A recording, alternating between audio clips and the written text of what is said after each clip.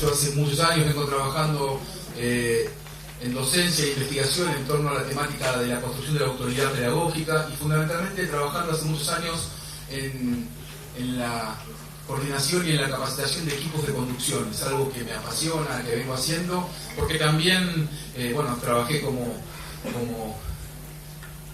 director, especialmente en la secundaria, y me parece que, recién Miguel lo decía con mucha claridad, es un lugar clave para pensar la escuela, es un lugar clave para construir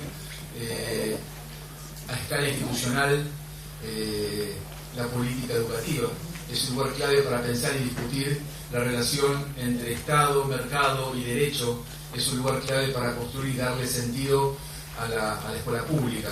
Por eso me parece muy interesante esta iniciativa y, como recién creo que Rodrigo decía, mirar desde acá es interesante ver este auditorio lleno en las condiciones de época y de circunstancias que estamos atravesando, porque son espacios muy preciados y preciosos para poder compartir y pensar entre compañeros. Nosotros sabemos que juntarnos con otros no significa pensar con otros, y que las muchedumbres no definen de por sí un momento de pensamiento. Ojalá que esta mañana, y quienes traemos algunas ideas, junto con lo que ustedes traen como trayectoria profesional, en la sabiduría que cada uno y cada una de ustedes porta por el recorrido en nuestra profesión, podamos conjuntar algunas preguntas y algunas ideas que nos sirvan especialmente para ir después a cada territorio a plantear el desafío del armado de talleres y de espacios de encuentro con los docentes. Creo que ese es el principal objetivo. Tomando en cuenta eso, lo primero que quiero empezar a pensar, y por qué lo planteé de este modo, el ejercicio de la conducción y la metáfora del DT no es una cuestión ni demagógica ni coyuntural porque estemos todos pendientes de cómo nos va con la selección argentina y ese equipo técnico, que seguimos resbalándonos en ese triunfalismo. No, tiene que ver porque yo, en esto que les contaba, que vengo trabajando hace mucho tiempo con los equipos de conducción, de alguna manera reavivo y vengo trabajando, investigando, leyendo, fundamentalmente en espacios, reitero, de conducción, de espacios de seminario y capacitación con directivos. Recupero algunas líneas que en mi propia formación personal y profesional tienen que ver con el ingreso a la docencia. Yo ingresé a la docencia desde el deporte, y desde el deporte colectivo. Y entonces, hace un tiempo vengo trabajando, investigando distintos aportes de otros que dirigen otras cosas.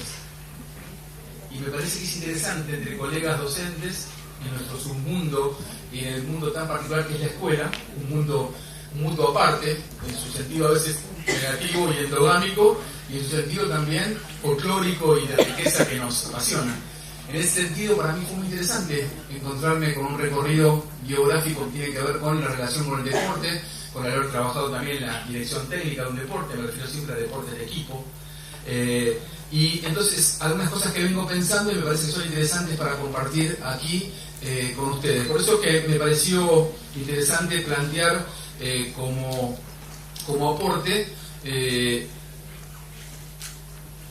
discutir dos tensiones y una estrategia, ¿no?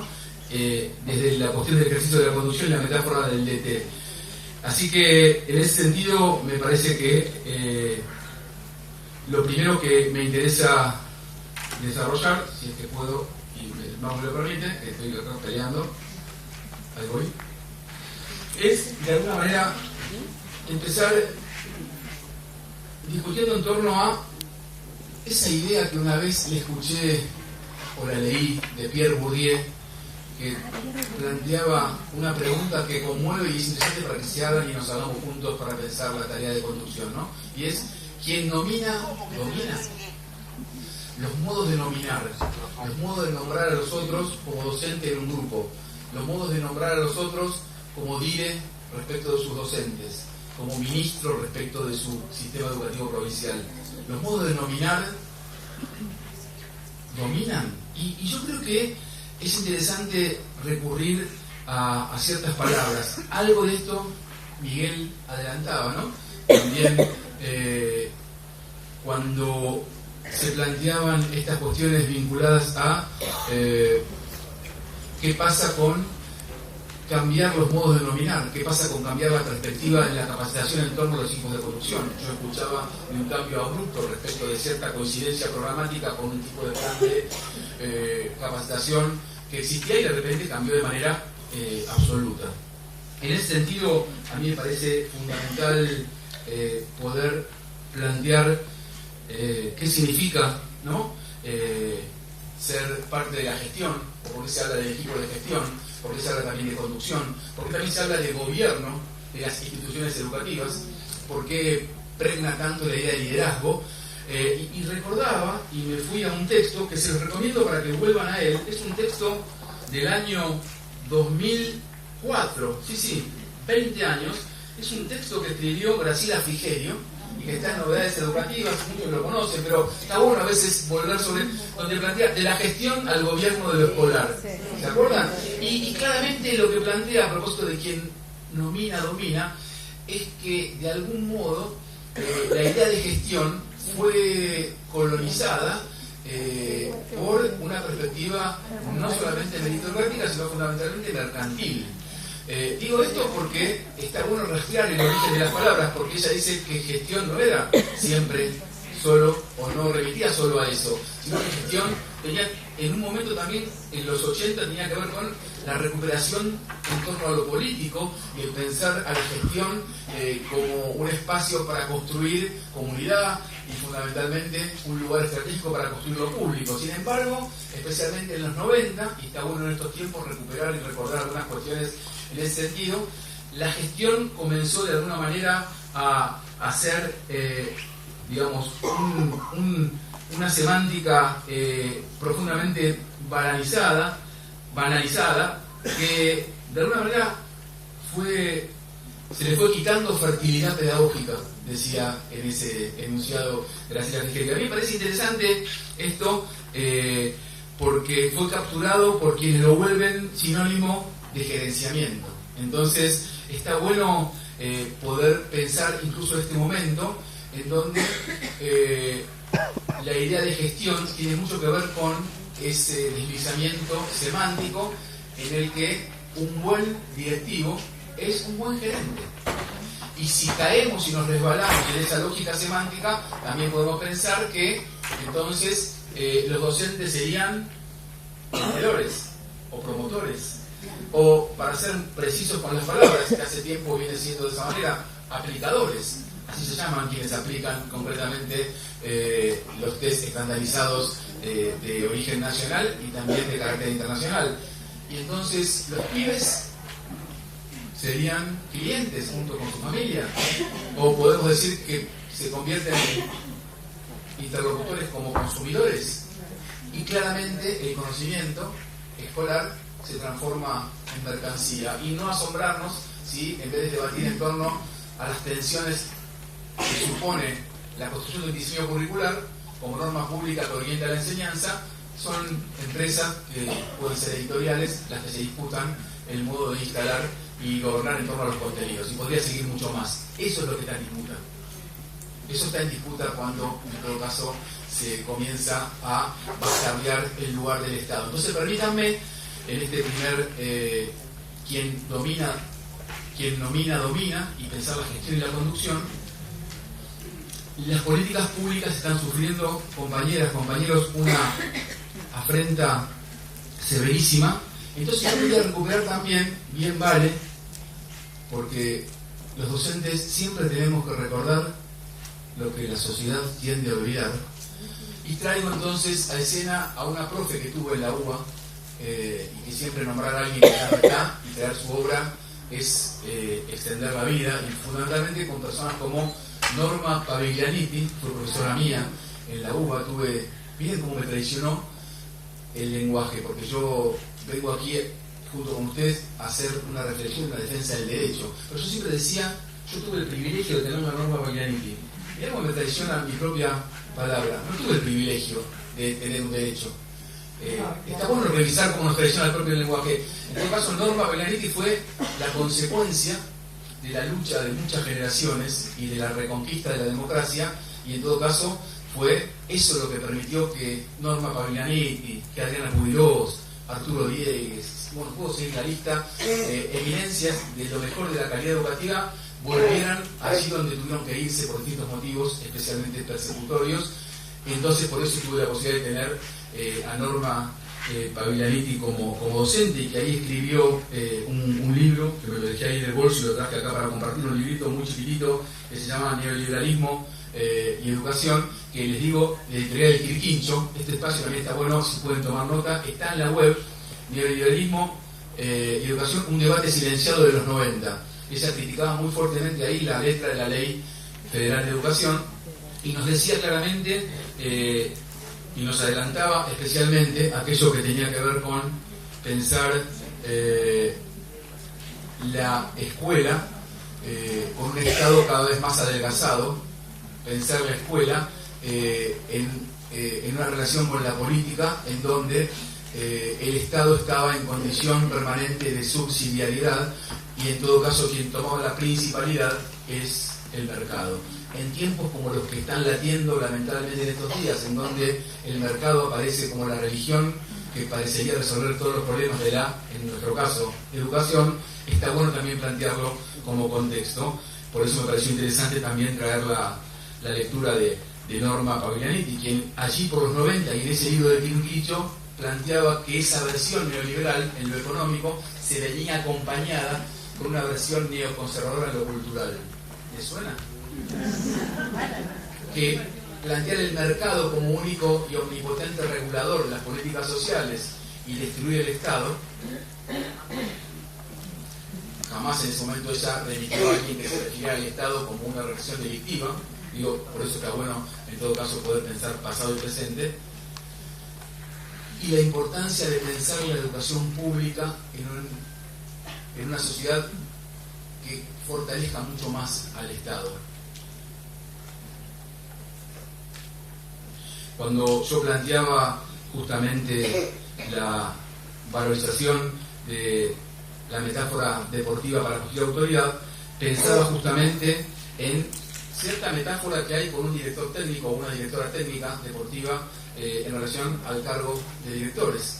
Pensemos juntos en tiempos de concurso, de ascensos. Un director no estudia la carrera de dirección para ser director de escuela. Uno, cuando es director o vicedirectora, allí confluyen dos vías. Una que tiene que ver con el acumular tiempo de docencia en el cargo, y otra que tiene que ver con la cualificación académica, puntaje profesional, que se da de distintas maneras, independientemente de la gestión de la que se trate, pero tiene que ver con esas dos vías. Nadie, en el caso de un odontólogo, uno va a la facultad de odontología para ser odontólogo, uno es director o vicedirectora por las dos cosas que estoy diciendo. Por lo cual, me parece interesante recalcar que, y podríamos coincidir, de que la verdad que ser director o directora sin haber pisado el aula es un problema. Pero haber pisado mucho el aula no es una condición suficiente, sí necesaria, acabamos de decir, para ser líder. Por eso me pareció interesante la analogía con un DT. Y yo por eso traigo esto como experiencia, porque lo mismo pasa. Un director técnico, yo perdón que en ese sentido uno puede tomar muchos deportes. Yo traje hoy el ejemplo de un director técnico que va a comentar un par de cuestiones que quería compartirlo, pero un director técnico, igual que un director de escuela, es eficaz. En todo caso, ¿dónde radica su eficacia? En hacer a los demás. La eficacia de quien dirige no pasa por cómo resuelve algo, sino cómo hace hacer a otros. Allí reside la eficacia de un líder en lo escolar, pero también de un director técnico en el, traigo como ejemplo, deporte de equipo. Y la verdad es que entonces suele haber sido jugador. Fue una condición necesaria, pero no suficiente. Y hay un montón de cuestiones que tienen que ver con el contexto, que condiciona el texto, en el que uno puede comparar a un líder con un director técnico. Cuando digo muchas condiciones que condicionan al texto, o el mismo contexto que condiciona el texto, está bueno poder hacer comparaciones respecto de lo que significa en una escuela el equipo docente, la sala de profesores, lo que significa en una cancha las tribunas, los dirigentes, el vestuario. Hay un montón de analogías interesantes para pensar el trabajo de la condición docente. Por eso es que me pareció interesante traer esta cuestión, y lo primero que se me ocurrió es poder compartir dos tensiones y una estrategia.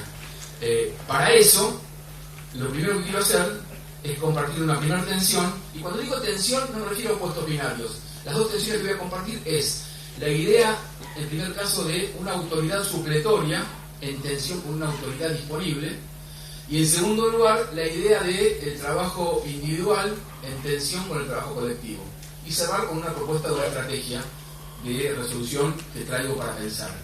En relación a eso, lo que quiero dejar claro es que no estoy hablando de tensión de manera simplista, sino que digo tensión para no pensar en una opción binaria.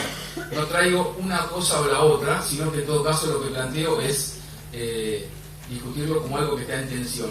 Y para eso voy a leer un brevísimo texto acá. Perdón, pero me gusta manejar el mouse. ¿Sí? ¿Qué pasa? Ahí vamos. Y que dice así, si lo conocen no importa, en realidad no es la novedad, sino tratar de tomarlo como texto. Y dice así: hace años, don Gregorio, un viejo maestro, visitó la escuela primaria en la que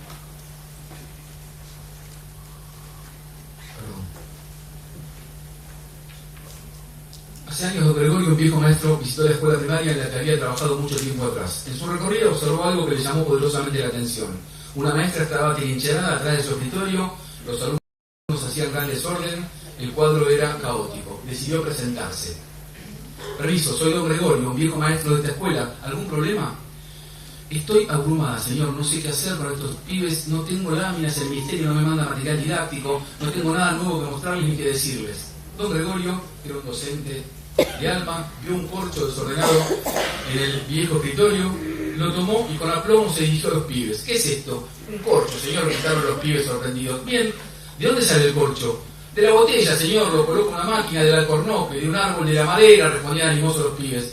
¿Y qué se puede hacer con madera?, continuaba entusiasta el docente. Sillas, una mesa, un barco.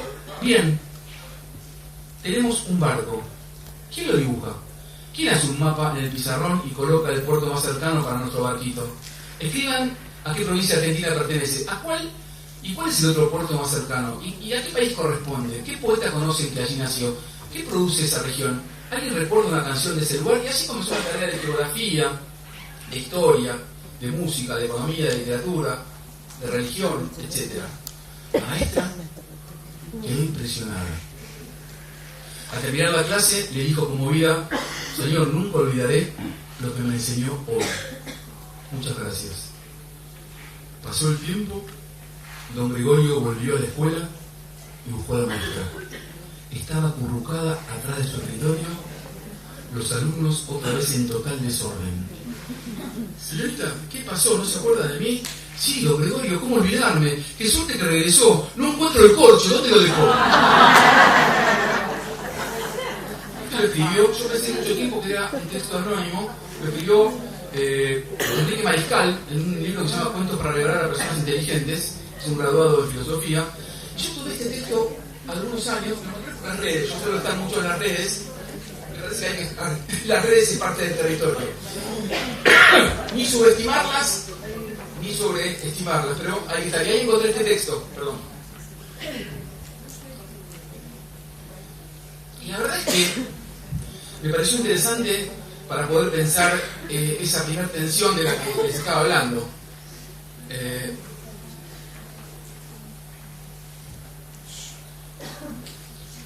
Yo tomaba este texto con un sentido hasta de cierta humorada, y está bueno lo del corcho. Pero al volver a revisar y repensar el sentido de este encuentro, que me planteó Miguel, lo traigo desde una faz crítica. Está bien, claro que está bueno que pueda buscar su corcho. En esa risa que recién compartimos, está bueno pensar en el corcho.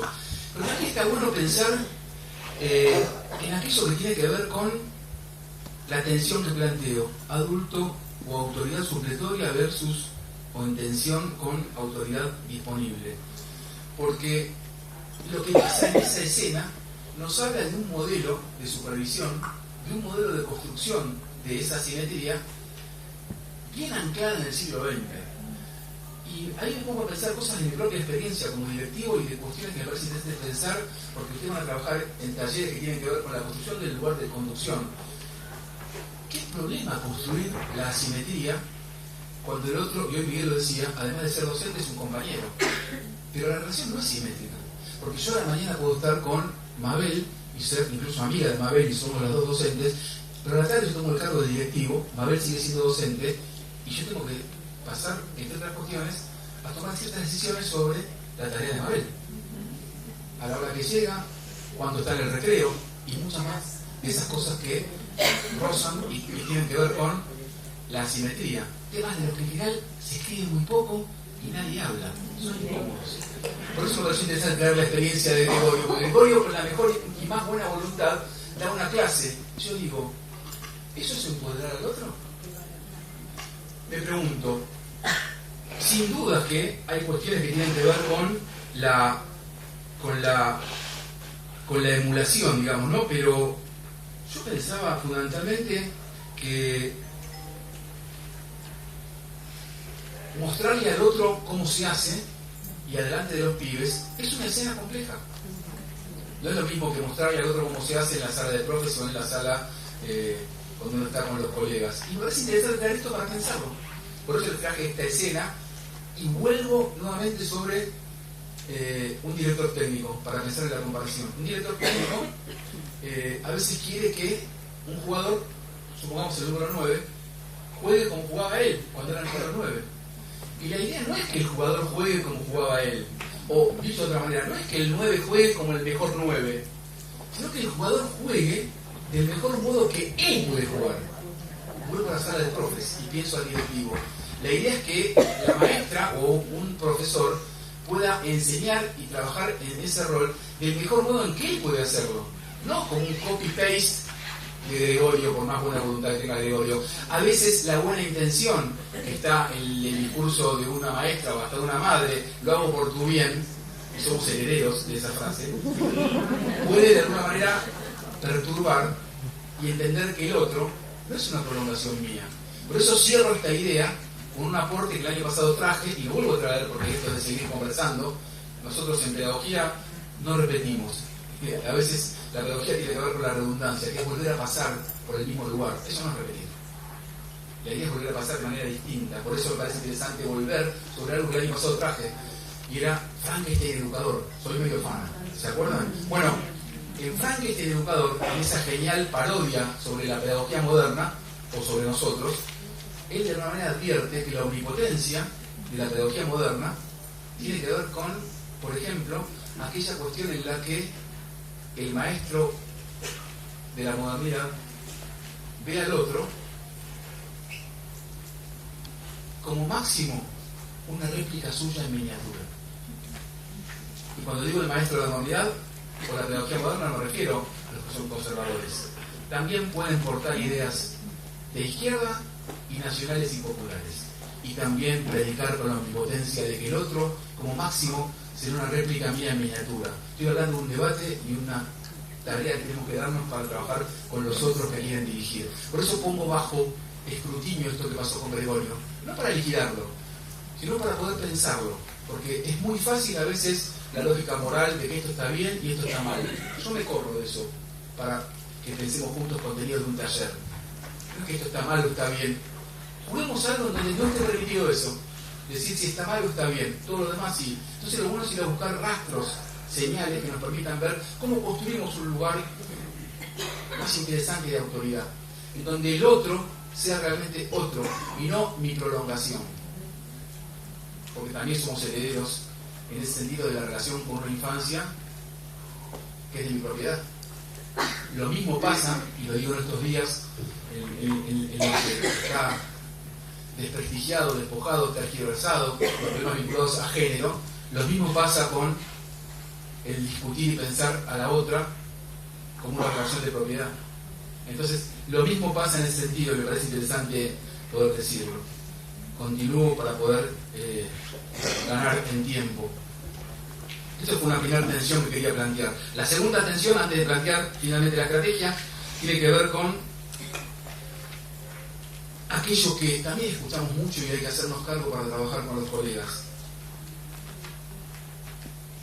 La tensión entre el individualismo exacerbado, rasgo muy fuerte de esta época, potenciado desde la palabra oficial, y la construcción colectiva.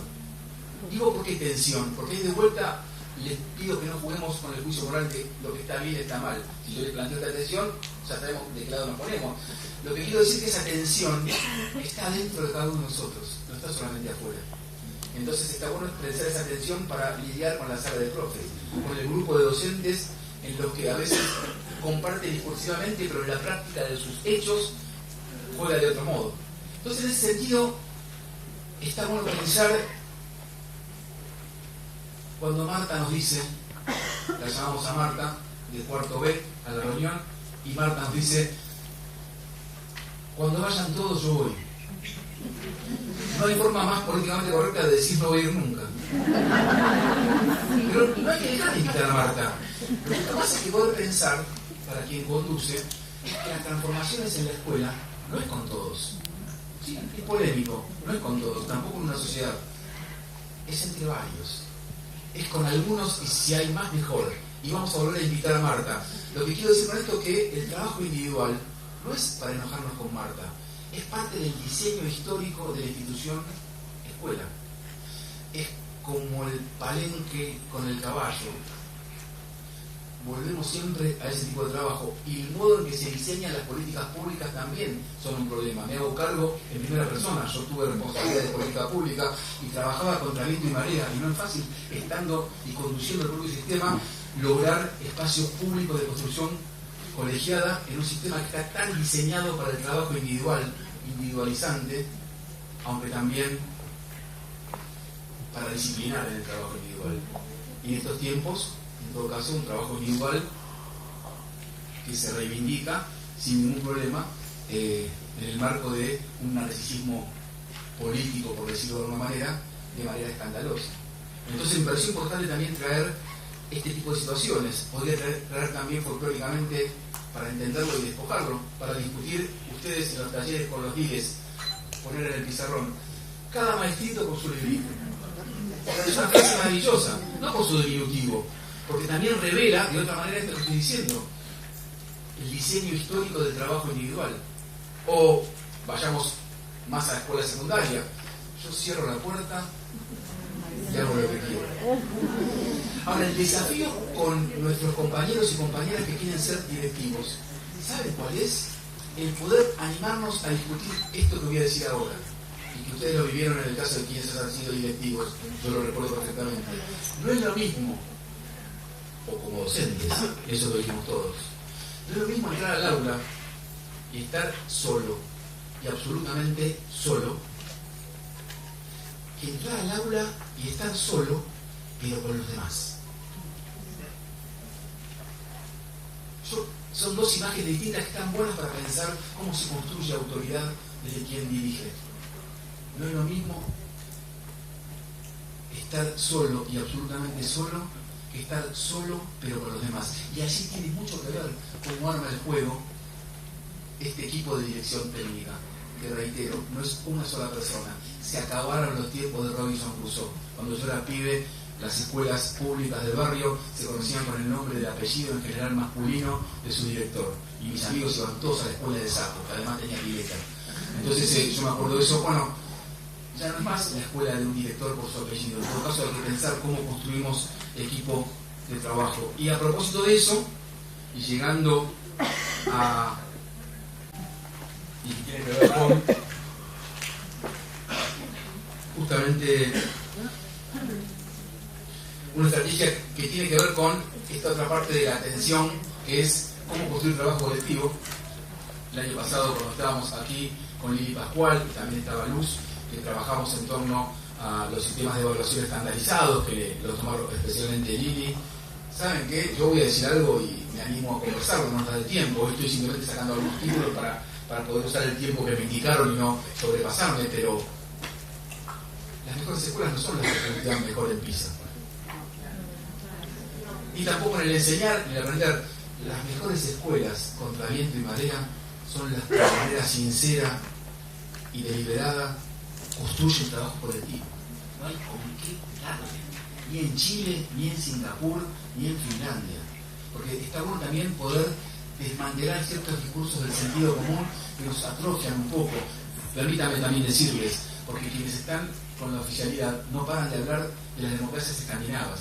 Las democracias escandinavas, con Finlandia a la cabeza, son políticas de Estado tan duraderas que eso es lo que fortalece y le da el más jerárquico sentido de educación. Entonces, esto también está bueno discutirlo entre colegas cuando conversamos en torno a quién conduce y a qué escuela conduce. Digo porque no hay que comerse ese amague. La gente que habla de la escuela de Finlandia, yo siempre digo, si la curás, no sabe ubicar Finlandia en el mapa. Entonces, reproduce algo que dicen los titulares, ni siquiera leen lo que, digamos, lo que describen las notas del titular. Por eso me parece interesante desarmar estas cuestiones. Y como la parte de tensión que tenía que ver con la construcción de trabajo colectivo, que parece que es algo fundamental para trabajar en la conformación del rol de quien dirige, yo les quería plantear una estrategia para no pensar solamente en clave crítica, sino también pensar en cuestiones propositivas, que le llamo transformar la queja en problema. Digo esto porque la queja es lo que está más arriba, corríjanme si no, del ranking de sensaciones térmicas, ¿no? Pero yo no quiero ser ingenuo, estoy diciendo esto en el marco de la CFE, en el marco de un grupo de colegas, de compañeras y compañeros docentes. Lo primero que es necesario siempre advertir es las condiciones del puesto de trabajo, las condiciones salariales. Por eso me parece importante el encuadre que hicieron de manera muy certera tanto Rodrigo como Miguel.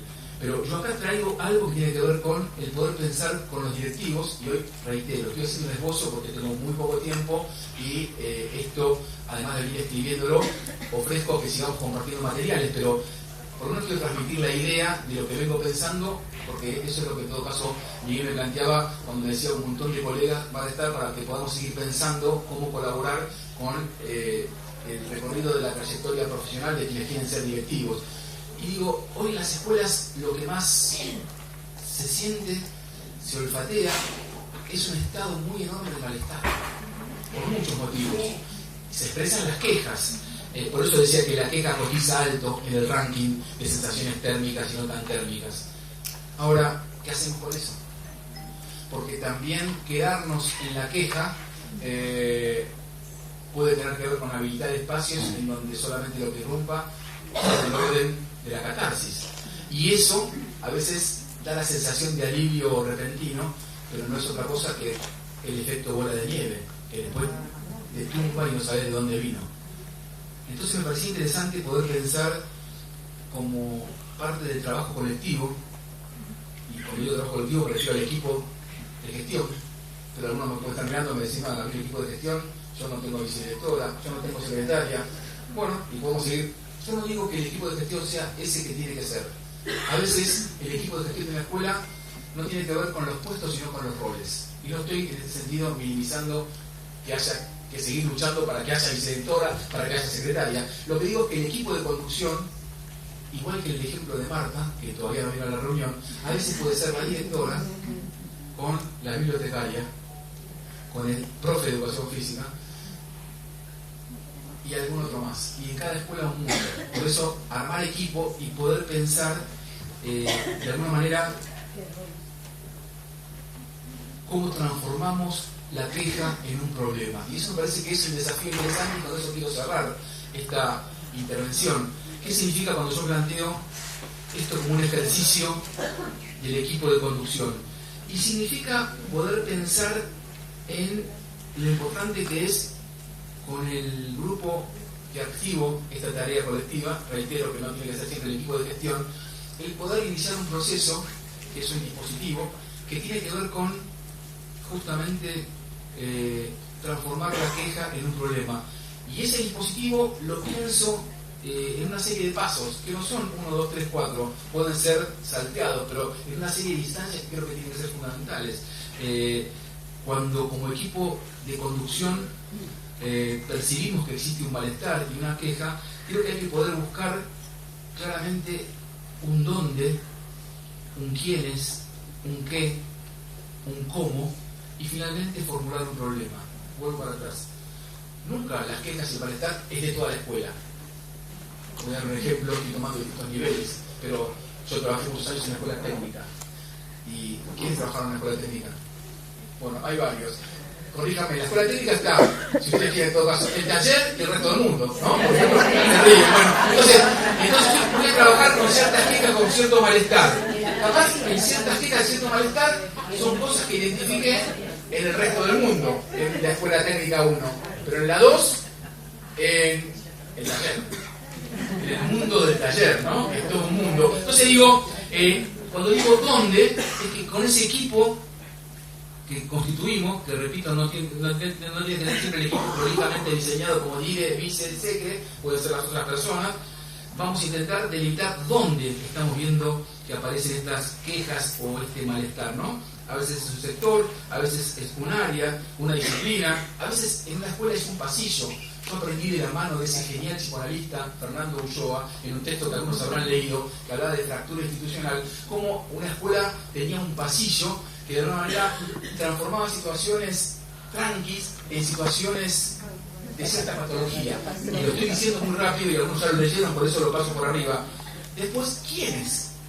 Vuelvo, en todo caso, al dónde, pero también en quiénes. ¿Quiénes son los actores involucrados que voy a intentar, de alguna manera, recortar para poder transformar esas quejas en un problema? Y luego, como sabemos nosotros los docentes, que hemos enseñado y trabajamos la idea de planificación, ¿el qué? El contenido.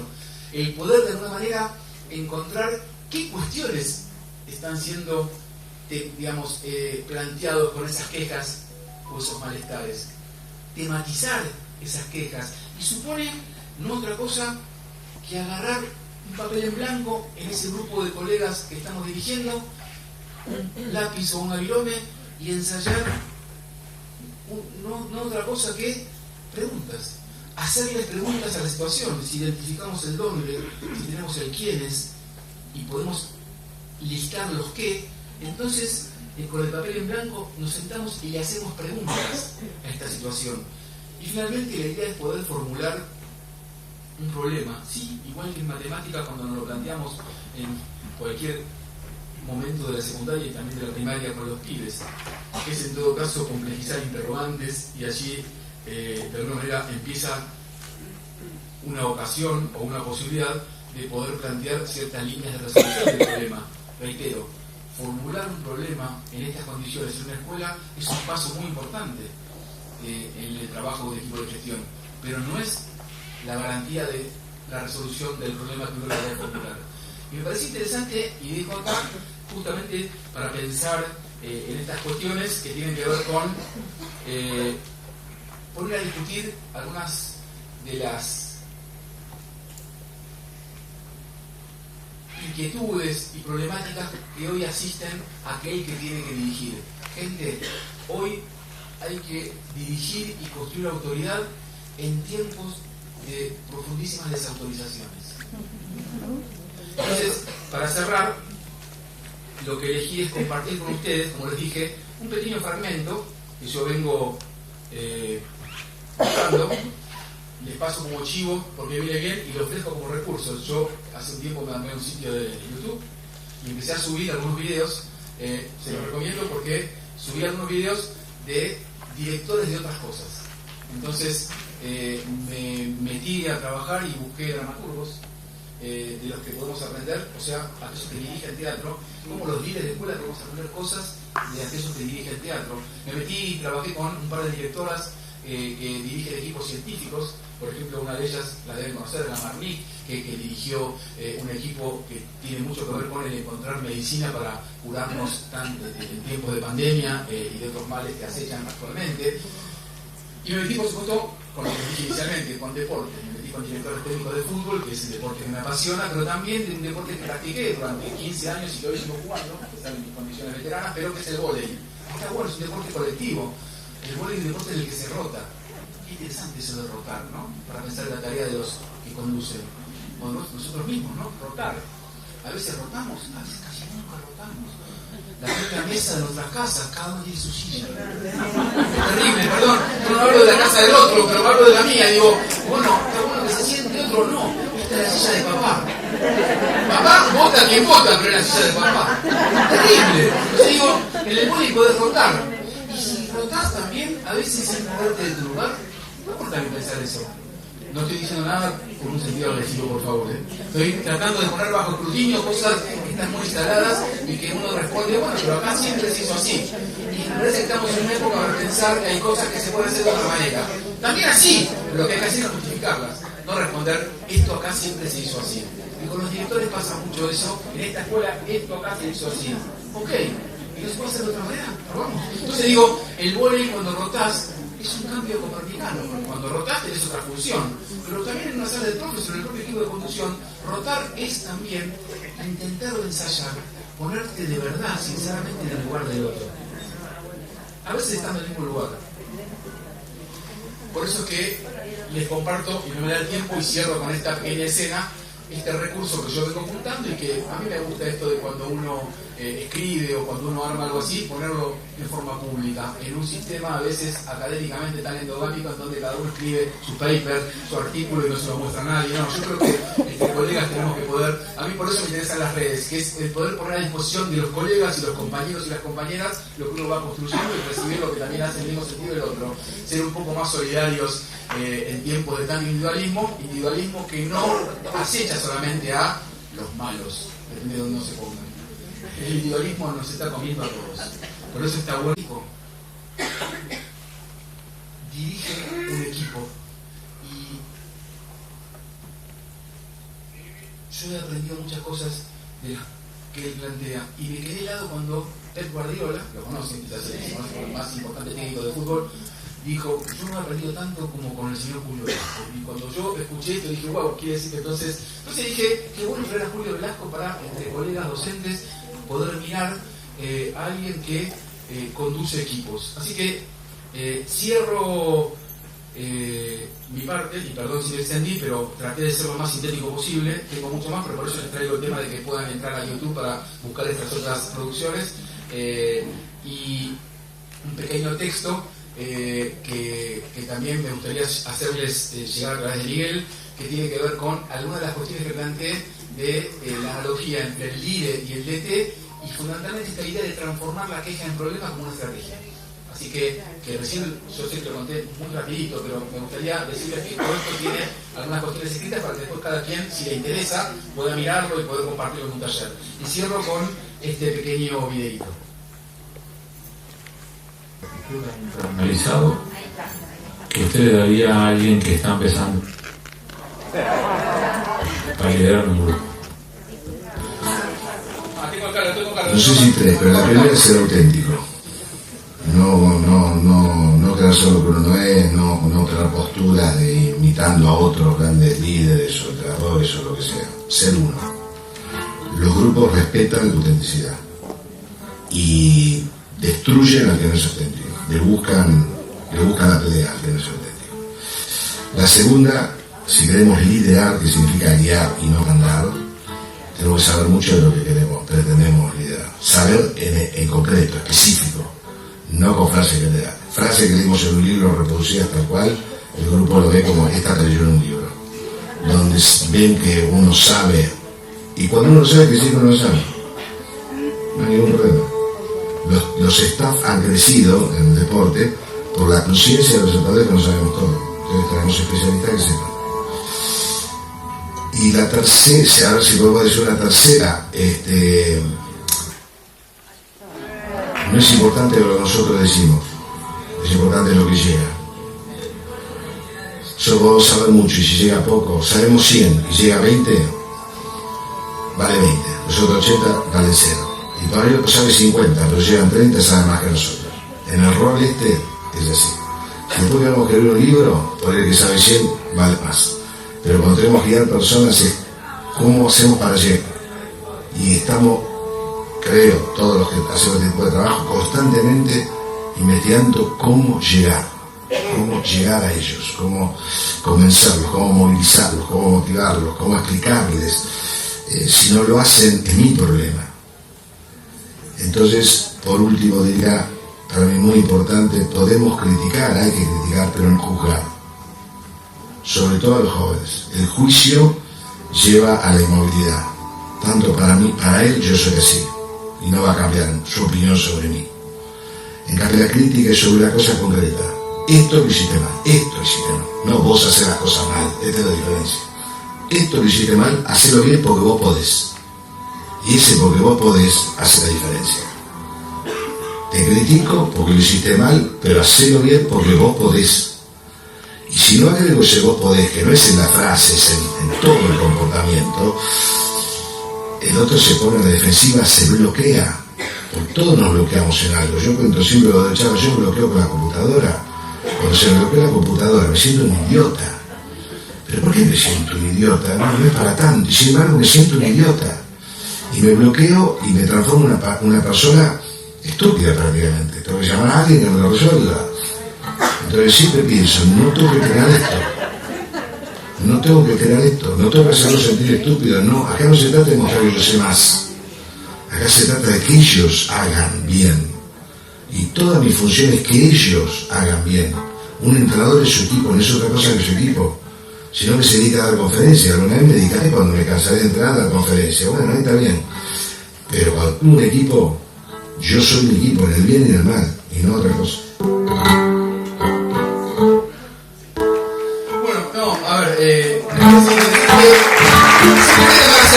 veces hay ciertos discursos, lo voy a decir de manera cruda, ciertos discursos y ciertas palabras que se la apropian desde otras perspectivas políticas, como si desde la defensa enorme de la educación como política pública, como si la defensa del Estado principal contra la versión del Estado subsidiario, la tarea de gestionar como la tarea de construir espacios colectivos, la calidad educativa, la evaluación, todos términos que se los ha apropiado fundamentalmente el mercado y ciertas teorías del privilegio. Los discursos de muchos de estos tipos de personajes, que son técnicos deportivos, dramaturgos, yo al menos no estoy dispuesto a regalárselos a esas perspectivas que de alguna manera parecen que ahora traen luces de colores. Hay muchísimos aportes de quienes dirigen otras cuestiones, por ejemplo Velasco, que en la medida en que nosotros planteamos claramente cuál es nuestro encuadre, son perspectivas metodológicas interesantísimas para trabajar en la conducción de equipos en las escuelas y en el poder también trabajar en torno a la idea que antes mencionaba Miguel de competencia, porque uno claramente puede ser crítico de la competencia, pero uno puede desarrollar un modelo de evaluación a gran escala que no tenga que ver únicamente con la competencia, o en todo caso que una escuela en el mejor sentido compita con su propia historia y no con la escuela de la vuelta y de la esquina. Con Luz hemos desarrollado un programa que se llama IMESA, que es muy poco conocido, que es una política pública que podría tranquilamente reemplazar al aprender y al enseñar con una política activa, gratuita, universal, de calidad, como en ese momento fue nuestra escuela, como política pública de formación, y que tenía que ver también con una política de evaluación participativa. Entonces digo, y con esto cierro, me parece interesante poder tomar algunas de estas cuestiones para pensar el armado de espacios de discusión con colegas que aspiran a los puestos de conducción. Perdón lo desordenado, pero me pareció interesante poder compartir algo de este desorden para pensar juntos cuestiones que tengan que ver y que aporten para diseñar espacios de trabajo y de taller con quienes quieren ser directivos. Gracias.